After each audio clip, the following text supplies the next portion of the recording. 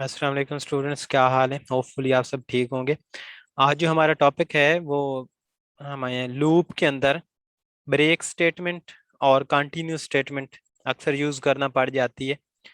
तो उसको आज हमने डिस्कस करना है कि ब्रेक हम किस तरह यूज़ कर सकते हैं अपने लूप के अंदर, और कंटिन्यूस स्टेटमेंट्स जो है वो कैसे हम इस्तेमाल कर सकते हैं। ये दोनों स्टेटमेंट सिर्फ लूप के अंदर ही इस्तेमाल कर सकते हैं, ये वैसे सिंपल प्रोग्राम में इस्तेमाल नहीं होती हैं। तो मैं यहाँ पर एक फाइल बना लेता हूँ, इसको सेव करेंगे। अच्छा, लेट्स सपोज मेरे पास कुछ नंबर्स में प्रिंट करवाना चाहता हूँ 1 से लेकर 10 तक। तो मैं लेता हूँ x इज इक्वल टू 0 है, और यहाँ पर मैं वाइल लूप लगाता हूँ, और यहाँ पर मैं कंडीशन देता हूँ कि while x is less than 10। 10 तक मैं प्रिंट करवाना चाहता हूँ तो 11 लिखूंगा। फिर जब तक x जो है वो लेस देन 11 है, प्रिंट करवा दो, x प्रिंट करवाते रहो। मतलब कि पहले x 0 है, यहाँ पर ये चेक करेगा क्या x 11 से समाल है। तो इसने कहना हाँ जी x 11 से समाल है, तो 0 मतलब उसकी वैल्यू 0 है, तो यहाँ पर वो 0 प्रिंट करवा देगा। फिर ऊपर आ जाएगा यहाँ पर फिर अच्छा, यहाँ पर अभी हमने इंक्रीमेंट ऑपरेटर ही नहीं लगाया, इसकी वैल्यू इंक्रीज नहीं की। ये तो अगर इस तरह करें, ये ना लगाएं, तो इसने कॉन्टिन्यूसली इसको करते रहना है, क्योंकि हर दफा एक्स की वैल्यू 0 होनी है और वो 11 से समाल ही होनी है। तो ये तो क्या हो जाएगा भाई, इसने कभी खत्म ही नहीं होना। इनडेफिनेट लूप ये बन जाएगा, और 0 0 वैल्यू प्रिंट होती रहेंगी। इसको एक दफा रन करवा के देख भी लेते हैं, ये देखें, ये प्रिंट होती जा रही है, ब्लिंक कर रहा है ना ये वाला। इसका मतलब है ये वैल्यूज प्रिंट 0 0 होती जा रही हैं, होती जा रही हैं।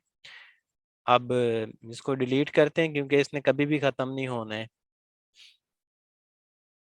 तो यहाँ पर हम इंक्रीमेंट ऑपरेटर लगाएंगे एक्स की वैल्यू बढ़ाने के लिए। एक्स इज इक्वल टू लिख देंगे x+1। ये सिंपल ही लिखा करें, आप लोग थोड़ा सा इसको कॉम्प्लिकेट करने की कोशिश करते हैं तो वो ना किया करें। अच्छी बात होती है कि सादा लफ्जों में लिखा जाए कि हमारे जो बाकी, अगर हमारे प्रोग्राम को कोई और रीड कर रहा है तो उसको भी आसानी से समझ आ जाए।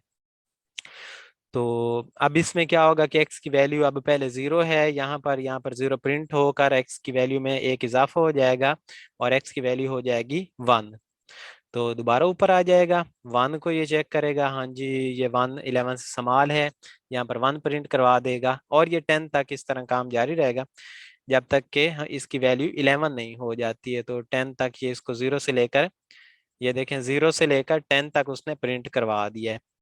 अब मैं चाहता हूं कि जब ये 7 तक आए ना, जब इसकी वैल्यू 7 हो, तब ये हमारा जो है जो लूप है वो खत्म हो जाए, ब्रेक हो जाए।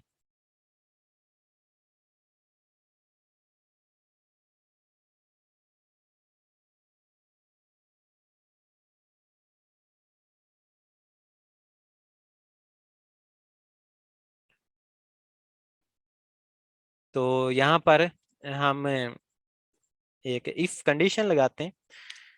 हम कहते हैं कि if x is equal to 7 अगर है, x is equal to 7, double equal लगाएंगे। अगर x 7 के बराबर आ गया है तो फिर ब्रेक कर दो। बस सामने 7 तक प्रिंट करवाना है, हमारा जो लूप है वो ब्रेक हो जाना चाहिए। अगर हमारा जो x की वैल्यू 7 आ गई है, यानी कि x की वैल्यू तब 7 आएगी जब ये 7 टाइम्स अपने सर्कल कंप्लीट करके यहाँ पर 7 प्रिंट करवा कर, नहीं, यहाँ पर ये 6 प्रिंट करवा कर नीचे आएगा, और यहाँ पर उसकी वैल्यू 7 हो जाएगी, और इसको ये चेक करेगा क्या ये 7 है। तो इसने कहना हाँ जी 7 है, तो इसको यहीं पर ये खत्म कर देगा। ये नहीं कि ये हमारी 0 से लेकर 6 तक हमारी वैल्यूज को प्रिंट करवाएगा, और फिर जब 7 जैसी वैल्यू होगी ये हमारा जो प्रोग्राम है वो ब्रेक हो जाएगा। तो इसको रन करके देखते हैं, हमारा जो लूप है वो 6 के बाद चलना बंद कर देगा, खत्म हो जाएगा। तो ये देखें उसने वैल्यूज 6 तक प्रिंट करवाई हैं। तो ब्रेक हम यहाँ पर भी लूप में इस्तेमाल करते हैं, वो उसी पॉइंट पर हमारा लूप जो है उसको खत्म कर देता है। यहाँ तक जैसे ही इस प्रोग्राम ने ब्रेक देखा है तो इसने इस लूप को खत्म कर दिया है। अगर उस इस लूप के बाद अगर हम कुछ प्रिंट करवाना चाहें तो उसको हम इस यहाँ पर लिखेंगे अलग पीछे करके, और यहाँ पर मैं लिखूंगा, लेट्स सपोज यहाँ पर मैं लिखना चाहता हूँ ऑल डन। तो अब जब भी हमारा ये कंप्लीट होगा उसके बाद ये ऑल डन लिखा हुआ आ जाएगा। तो ये देखें 6 तक प्रिंट होकर और फिर ऑल डन लिखा हुआ आ रहा है। लेट्स सपोज मैं चाहता हूँ कि मैं इसको कब तक प्रिंट करवाऊं, इसको 7 तक प्रिंट करवाऊं, तो यहाँ 8 दे दूंगा, क्योंकि ऊपर वैल्यू 7 ये प्रिंट करवा कर नीचे उसमें इजाफा करेगा और 8 हो जाएगी, और इस वैल्यू को ये चेक करेगा क्या ये 8 है, तो इसने कहना जब 8 है तो इसको ब्रेक कर दो। तो 7 तक यानी कि हमें ये प्रिंट करवा कर देगा। तो ब्रेक स्टेटमेंट का ये काम होता है कि जहां पर भी ये हम यूज करते हैं वो उसको वहीं पर हमारा जो लूप है उसको तोड़ देता है। अब इसका एक अल्टरनेटिव होता है ब्रेक का, वो होता है कंटिन्यू। कंटिन्यू का ये काम होता है कि यहाँ पर हमारे लूप के अंदर कोई कंटिन्यू स्टेटमेंट को प्रोग्राम देखता है, वो उसको वहीं से क्या करवा देता है, ऊपर नीचे उस नीचे जो भी चीज है उसको स्किप करवा देता है, और दोबारा से हमारा सर्कल ऊपर की तरफ लेकर आ जाता है। लेट्स सपोज यहाँ पर एक और हम प्रिंट करवाते हैं इसी लूप के अंदर भी, हर दफा ये जैसे ही उसकी वैल्यू इंक्रीज करवाए तो ये प्रिंट करवा दे कि वैल्यू इज इंक्रीज्ड, हर दफा वैल्यू इज इंक्रीज्ड। तो अभी इसका क्या आउटपुट आना है भला, कोई बताएगा?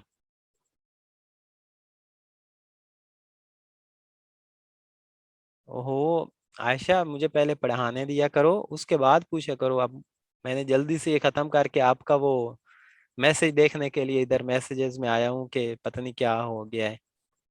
डबल इक्वल हम इसलिए लगाते हैं कि अगर किसी चीज को दोनों साइडों को बराबर करना हो तो फिर हम डबल इक्वल लगाते हैं कि ये वाली साइड अगर कन्फर्म इसके बराबर है तो फिर डबल इक्वल लगाते हैं। अगर सिंगल इक्वल लगाएं तो इसका मतलब है कि इसकी वैल्यू इसके अंदर डालनी है।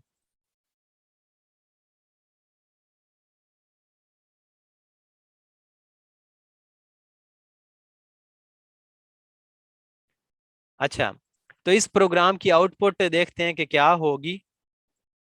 इस प्रोग्राम की आउटपुट ये होगी कि यहाँ से इसको रीड करना स्टार्ट करेगा, चेक करेगा क्या ये 11 से स्मॉल है, तो इसने कहना हाँ जी स्मॉल है, उसको 0 प्रिंट करवा देगा और उसमें 1 का इजाफा करवा देगा, और फिर कह देगा कि वैल्यू इज इंक्रीज्ड।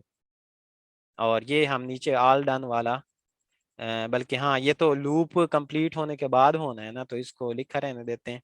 अभी प्रोग्राम हमारा यहाँ ऑल डन की तरफ नहीं आएगा, तो ये इधर ही मौजूद रहे।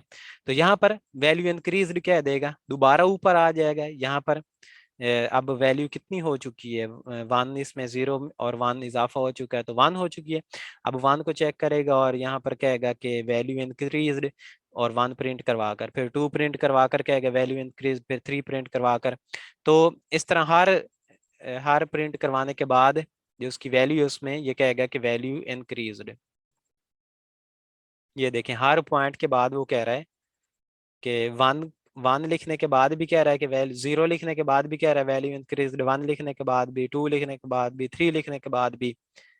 तो इस तरह ये अपना प्रोग्राम चलता है। अब इसमें मैं चाहता हूं कि जब हमारा प्रोग्राम आए ना 7 पर, जब हमारी 7 वाली लाइन आए तो 7 वाली लाइन के नीचे ना लिखा हुआ हो वैल्यू इंक्रीज्ड। 7 वाली लाइन के नीचे ये ना लिखा हुआ हो कि वैल्यू इंक्रीज हो गई है, तो सिंपल यहाँ इस लाइन के ऊपर मैं लगा दूंगा कंटिन्यू। अब कंटिन्यू का ये काम होता है कि जहां पर भी लूप के अंदर प्रोग्राम इस कंटिन्यू के वर्ड को देखता है, नीचे उस लूप के अंदर जो मर्जी हो उसको वो छोड़ देता है और अपना दोबारा से उस लूप की तरफ ऊपर आ जाता है। तो यहाँ पर इसने देखते हुए आना है। लेट्स सपोज यहाँ पर इसकी वैल्यू है अभी अभी हमने वो कंडीशन ही नहीं लगाई थी कि कब इसको कंटिन्यू करना है। ये तो फर्स्ट टाइम में ही इसको कंटिन्यू कर देगा, बल्कि हर दफा ये नीचे वाली वैल्यू ये प्रिंट ही नहीं होनी, क्योंकि इसने हर दफा वैल्यू इंक्रीज करने के बाद क्या है कंटिन्यू, वैल्यू इंक्रीज करने के बाद क्या है कंटिन्यू। तो ऊपर आ जाना, ऊपर आ जाना, इसने ऊपर हर दफा ऊपर आ जाना है। तो ये नीचे वाली प्रिंट वाली हमारी लाइन वैल्यू इंक्रीज वाली कभी भी प्रिंट नहीं होगी। इसको रन करके देख लेते हैं। लेकिन हम ये नहीं चाहते थे, ये पहले वाला ही है। ये देखें उसने अब कभी भी नहीं हमें लिख कर दिखाया कि वैल्यू इंक्रीज्ड। लेकिन ये नहीं चाहता था मैं ये चाहता था कि जब सिर्फ 7 वैल्यू आए तब हमें लिखा हुआ है, तब नीचे वैल्यू इंक्रीज्ड ना लिखी हुई आए। ये नीचे वाली ये इनकी लाइन तब रन ना हो जब 7 के बराबर हो हमारा एक्स।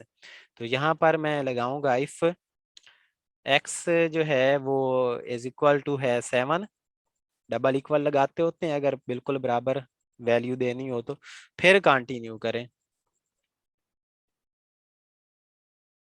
तो यहाँ पर क्या होगा कि जब तक तो हमारा एक्स जो है वो 7 तक नहीं आएगा, 7 के बराबर नहीं होगा, तब तक तो ये वाली कंडीशन हमारी फॉल्स होती रहेगी और ये नीचे प्रिंट करवाता रहेगा हर दफा के वैल्यू इंक्रीज्ड, वैल्यू इंक्रीज्ड। लेकिन जब हमारा प्रोग्राम एक्स की वैल्यू आनी है 7 पर, तो 7 को जैसे ही इसने देखना है और आगे कंडीशन लगी हुई है कि कंटिन्यू, तो इसने नीचे नहीं आना। अब प्रोग्राम ये लूप का हिस्सा है, ये वाला प्रिंट जो लाइन 8 है ये भी इस वाइल लूप का हिस्सा है।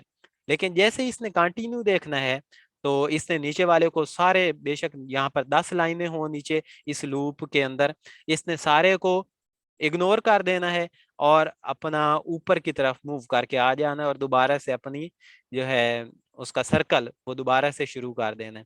यहाँ पर लेट्स सपोज हमारे पास एक्स की वैल्यू पहले थी 6 और 6 के बाद इसकी वैल्यू हो गई है 7। तो जैसे ही वैल्यू 7 हुई है तो इसने अब लिख देना है कंटिन्यू, और नीचे प्रिंट ये वाली लाइन नहीं होगी बल्कि कंटिन्यू का मतलब है कि दोबारा ऊपर आ जाओ। अब यहाँ पर इसकी वैल्यू 7 है, ये दोबारा चेक करेगा, एक्स की वैल्यू 7 प्रिंट करवा देगा, उसमें इजाफा करवा देगा और 7 और 1 8 हो जाएगा। अब दोबारा ये कंडीशन चेक करेगा क्या ये जो है 7 के बराबर है। अब तो 8 हो चुकी है तो इसने कहना नहीं 7 के बराबर नहीं है, तो इसने ये लाइन 6 को देखना ही नहीं और नीचे वाला ये प्रिंट करवा देना है। तो ये नहीं कि ये 6 जो डिजिट है उसके नीचे वैल्यू इंक्रीज लिखा हुआ नहीं आएगा, क्योंकि यहाँ पर जब 6 वैल्यू होगी तो 6 यहाँ पर प्रिंट हो जाना है और जब उसमें एक इजाफा होना है तो 7 हो जाना है, तो फिर बाद में 7 ने यहाँ पर चेक होना है। तो इसको हम देख लेते हैं यहाँ पर। ये देखें 6 के बाद, 6 के बाद नहीं लिखा हुआ आया कि वैल्यू इंक्रीज्ड हमारे कंटिन्यू स्टेटमेंट की वजह से। तो सादा लफ्ज में मैं दोबारा से बता देता हूँ कि जो ब्रेक स्टेटमेंट होती है उसने क्या करना होता है, उसने पूरे जो लूप है उसको खत्म कर देना होता है, पूरे लूप को खत्म कर देना होता है और उस लूप से निकल आकर नीचे आ जाना होता है यहाँ पर। लेकिन जो कंटिन्यू स्टेटमेंट है ये लूप के अंदर ही अगर नीचे और इसके लाइनें हैं तो उसको इसने क्या करना होता है, इग्नोर कर देना होता है और जैसे ही कंटिन्यू का लफ्ज आएगा ये दोबारा से लूप की तरफ ऊपर आ जाएगा। ठीक है, तो ये था हमारा ब्रेक और कंटिन्यू का कंसेप्ट।